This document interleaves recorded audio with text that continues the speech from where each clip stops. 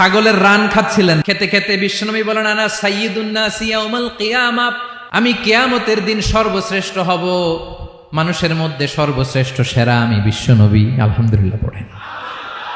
বিশ্বনবী বলেন সেদিনটা কেউ কারো কোনো উপকারে আসবে না, বন্ধু বন্ধুর কাজে আসবে না, স্ত্রী স্বামীর উপকারে আসবে না, স্বামী স্ত্রীর উপকারে আসবে না, পীর সাহেব মুরিদরে বাঁচাতে পারবে না, মুরিদ পীর সাহেবরে বাঁচাতে পারবে না, নেতা কর্মীর পরিচয় দিবে না, কর্মী নেতার পরিচয় দিবে না, ভাই বোনকে চিনবে না, বোন ভাইকে চিনবে না, বাবা তার সন্তানকে চিনবে না, মেয়েকে দেখে মা দৌড়ে দৌড়ে পালাবে। বড্ড ভয়ঙ্কর দিন। বিশ্বনবী বলবেন জমিনটা এখনকার মতো থাকবে না, পুরো জমিনটা সমান হয়ে যাবে, ফ্ল্যাট। এখন তো গোল, তখন ফ্ল্যাট। সবাই এক জমিনের উপরে দাঁড়াবে, সূর্যটা মাথার কাছে চলে আসবে, সূর্যের গরমে মানুষের মাথার মগজ গলে গলে কানের ছিদ্র নাকের ছিদ্র দিয়ে বেয়ে বেয়ে পড়বে, সবাই হয়রান পেরেশান ক্লান্ত শ্রান্ত। মানুষগুলো বলবে বাঁচার কোনো উপায় নাই।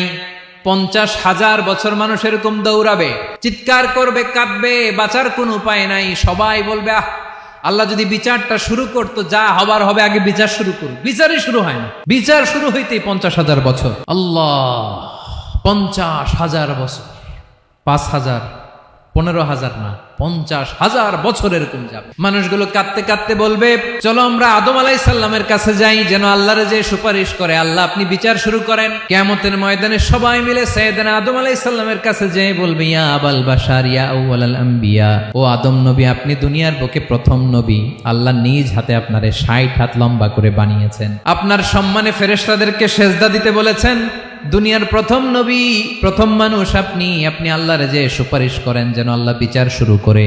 আদম আলাইহিস সালাম বলবেন আমি পারবো না, কারণ আল্লাহ আমাকে একটা নিষিদ্ধ গাছের কাছে যেতে নিষেধ করেছিল, আমি ভুল করে এই গাছের ফল খেয়েছি।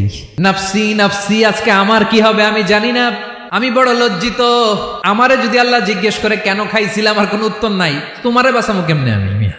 নবীরা থার করে কাঁপবে সেদিন। আদম আলাইহিস সালাম বলবেন আমি পারবো না, মাফ করো আমাকে, আমি পারবো না, ওই যে ভুল করে গন্ধম খেয়ে ফেলেছি, নিষিদ্ধ গাছের ফল খেয়ে ফেলেছে, আমি বড় লজ্জিত অনুতপ্ত, আমি পারবো না। আজকে আল্লাহ এত রাগান্বিত হয়েছে, আগে কখনো আল্লাহ এত রাগান্বিত হয় নাই, ভবিষ্যতে আল্লাহ কখনো এত রাগান্বিত হবে না, আমি পারবো না। এক কাজ করো, তোমরা নূহ আলাইহিস সালামের কাছে যাও। কোন নবী? লোকেরা এবার পাগলের মতো দৌড়াতে দৌড়াতে আল্লাহর নবী নূহ আলাইহিস সালামের কাছে যেয়ে বলবে ইয়া নবী আল্লাহ নূহ, আনতা আউয়ালুর রুসুলি ফিল আরদ, আপনি জমিনে প্রথম রাসূল। আদম আলাইহিস সালাম নবী ছিলেন, রাসূল ছিলেন না, এই দুনিয়ার বুকে প্রথম রাসূল ছিলেন আল্লাহর নবী নূহ আলাইহিস সালাম। সবাই বলবে ও নবী আল্লাহ নূহ, রাসূল আল্লাহ নূহ, আল্লাহ আপনাকে আবদান শাকুরা, শুকর গুজার বান্দা বলে কোরআনে বলেছে। কোরআনে নূহ আলাইহিস সালামের নামেও সূরা আছে না নাই? আপনি আল্লাহর প্রিয় বান্দা, প্রিয় রাসূল।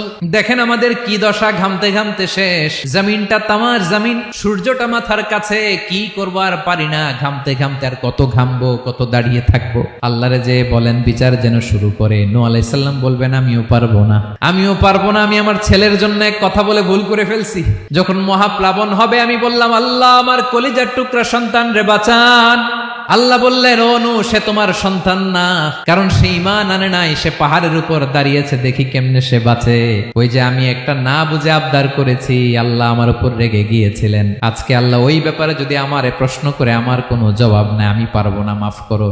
তোমরা সবাই মিলে আল্লাহর খালিল ইব্রাহিম আলাইহিস সালামের কাছে যাও। লোকগুলো পাগলের মতো খুঁজতে আরম্ভ করবে, অযুত লক্ষ নিযুত কোটি মানুষের ভিড়ে আল্লাহর খালিল ইব্রাহিমকে যেয়ে বলবে ইয়া খালিলুল্লাহ, ও আল্লাহর খালিল, আল্লাহ আপনাকে বড্ড ভালোবেসেছেন, আপনি কাবা বানিয়েছেন, আল্লাহ আপনাকে বড্ড পছন্দ করেন।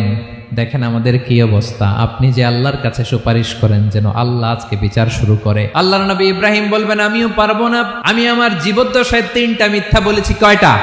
আসলে মিথ্যা না, একটু টুইস্ট করে কৌশল করে কথা বলেছিলেন, ওইটাকে হাদিসে মিথ্যা বলা হয়েছে। আমি জীবনে 3টা মিথ্যা বলেছি, জীবন বাঁচানোর তাগিদে কৌশল করে 3টা কথা বলেছি। আজকের এই কঠিন ময়দানে আল্লাহ যদি ওই 3টা কথার ব্যাপারে জিজ্ঞেস করে, লজ্জায় আমি মাথা দেখাতে পারবো না, আমিও পারবো না, আমিও পারবো না। আজকে আল্লাহ এত রেগে আছে, আগে কখনো এত রাগে নাই, পরেও রাখবে না।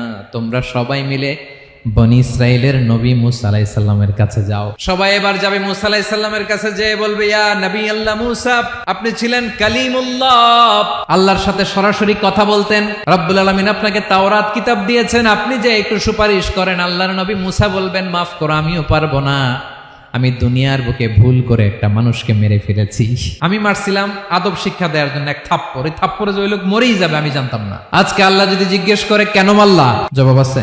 ওই লজ্জায় আমি অনুতপ্ত, আমি পারবো না, আমার এই কথা বলো না। আজকে আল্লাহ বড্ড রেগে আছে, আমি পারবো না। তোমরা আল্লাহর নবী সাল্লাল্লাহু আলাইহি সাল্লামের কাছে যাও। কিয়ামতের ময়দানে মানুষগুলো পাগল পাড়া হয়ে আল্লাহর নবী ঈসা আলাইহিস সালামের কাছে যাবে, যে বলবে নবী ঈসা আপনি রূহুল্লাহ, বাবা ছাড়া আল্লাহ আপনাকে বানিয়েছেন, ইনজিল কিতাব দিয়েছেন, মৃত মানুষকে আপনি জীবিত করতে পারতেন। আজকের এই কঠিন বিপদের দিনে আপনি আমাদের সাহায্য করেন। আল্লাহর কাছে যে বলেন যেন বিচার শুরু করে। ঈসা আলাইহিস সালাম বলবেন আমিও পারবো না।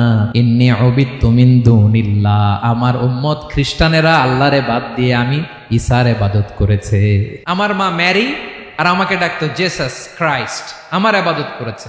যদিও আমি আমার ইবাদত করতে বলি না, ঈসা আলাইহিস সালামও ইবাদত করতে বলেছেন একজনের, তিনি কে? আল্লাহর নবী ঈসা আলাইহিস সালাম বলবেন আমিও পারবো না। আজকে আল্লাহ অনেক রেগে আছে, আমি পারবো না। তবে একটা পরামর্শ দিতে পারি, একটা সাজেশন দিতে পারি। আজকের দিনে এই কঠিন মুসিবতের কালে, এই কঠিন সময়ে কেউ আল্লাহর দরবারে দাঁড়িয়ে একটা টু শব্দ করার ক্ষমতা কারো নাই, একমাত্র আখিরি জামানার পয়গাম্বর বিশ্বনবী মুহাম্মদুর রাসূলুল্লাহ ছাড়া। মানুষগুলো এবার আগুনের মধ্যে পানি দিলে যেমনি আগুন নিভে যায়, দাউ দাউ করা হৃদয়ে জ্বলন্ত আগুন তাদের ঠান্ডা হবে। কিয়ামতের ময়দানে ওই বিভীষিকাময় সময়ে মুসিবতের কালে মানুষগুলো পাগল হয়ে বিশ্বনবীকে খুঁজতে আরম্ভ করবে। সবাই মিলে বিশ্বনবীর কাছে যে বলবে ইয়া রাহমাতাল লিল আলামিন, ইয়া খাতামান নবীন, রাহমাতাল লিল আলামিন। দেখেন আমাদের কি অবস্থা, কি কঠিন বিপদে আমরা আছি, দাঁড়াতে পারি না, সূর্যের আলোতে ঘেমে হয়রান। আজকে কেউ সুপারিশ করতে পারবে না। সব নবীরা অপারগতা স্বীকার করেছে, তারা বলেছে আপনি ছাড়া কেউ নাকি আল্লাহর সামনে দাঁড়াতে পারবেন না, আপনি একটু সুপারিশ করেন। বিশ্বনবী বলবেন আসো আসো, আজকের দিনে আমি ছাড়া আল্লাহর সামনে কেউ দাঁড়াতে পারবে না। বিশ্বনবী মাকামে মাহমুদে যে আল্লাহু আকবার বলে সিজদায় লুটিয়ে পড়বেন। আল্লাহ রাব্বুল আলামিন বিশ্বনবীকে এমন কিছু চমৎকার শব্দ শিখাবেন, ওই শব্দগুলো দিয়ে আল্লাহর প্রশংসা করে বিশ্বনবী কাঁদতে আরম্ভ করবেন। বিশ্বনবী এমন ভাবে অজর দ্বারায় সিজদায় লুটিয়ে পড়ে কাঁদবেন, রব্বুল আলামিনের রহমতের দরিয়ায় জোশ লেগে যাবে। রব্বুল আলামিন এই দৃশ্য থেকে সহ্য করতে পারবেন না। রব্বুল আলামিন বলবেন ইয়া মুহাম্মদ ইরফা রাসাক, ও নবী আপনি মাথা তোলেন, মাথা তোলেন, আপনার কান্না আমি সহ্য করতে পারি না। নবী আপনি মাথা তোলেন, সাল তুতা, আজকে আপনি যা চাবেন তাই দেব। নবী আপনি সিজদা থেকে মাথা তুলেন, সাল তুতা। বিশ্বনবী এবার মাথা তুলবেন। যে বিভীষিকাময় সময়ে প্রত্যেক নবী বলেছেন আমি পারবো না, প্রত্যেক নবী বলেছেন নফসি নফসি, আমার কি হবে আমি জানি না, আল্লাহ আমারে বাঁচাও। প্রতিটি নবী বলবে নফসি নফসি, আল্লাহ তুমি আমারে বাঁচাও, আমারে বাঁচাও। বিশ্বনবী মাথা তুলবেন, তুলে বলবেন রব্বি হাবলি উম্মতি, আল্লাহ তুমি আমার গুনাহগার উম্মতকে বাঁচাও। এই দুনিয়ার বুকে রব্বুল আলামিন সব নবীকে একটা করে দাওয়া মুস্তাজাবা দিয়েছেন, মানে যে দোয়া করলে কবুল হয়ে যায় সাথে সাথেই। দাও বিহা, দুনিয়ার সব নবীরা ওই দোয়াটা দুনিয়ায় করে ফেলেছে। সব নবীকে আল্লাহ একটা করে দোয়া দিয়েছেন, নবী দোয়া করলেই কবুল। সব নবীরা ওই দোয়া করে ফেলেছে দুনিয়াতে। বিশ্বনবী বলেন আমি করি নাই। ওয়া ইন্নী আখতাবিউ দাওয়াতি শাফাআতান লি উম্মতি ইয়াউমাল কিয়ামাহ, আমার ওই স্পেশাল দোয়াটা আমি দুনিয়ার বুকে কঠিন বিপদে পড়েও কোনোদিন করি নাই। আমি আমার স্পেশাল দোয়াটা কিয়ামতের দিন আমার গুনাহগার উম্মতকে সুপারিশের জন্য রেখে দিয়েছি। আল্লাহ বলবেন নবীর ফারাসাক, মাথা তোলেন, আর কাঁদবেন না। বিশ্বনবী মাথা তুলবেন। আল্লাহ বলবেন সাল তুতা, আপনি যা চাবেন তাই দেব। ওয়াশফা তুশাফা, সুপারিশ করেন, সুপারিশ কবুল করব। বিশ্বনবী বলবেন আল্লাহ ওই স্পেশাল দোয়াটা দুনিয়াতে করি নাই, আজকে আমি তোমার দরবারে দাঁড়িয়ে কিয়ামতের দিন ওই দোয়াটা করছি। আল্লাহ আমার যে উম্মতের হৃদয়ে যাররা পরিমাণ ঈমান আছে, আমার একটা উম্মতকেও তুমি জাহান্নামে ঢুকাতে পারবা না।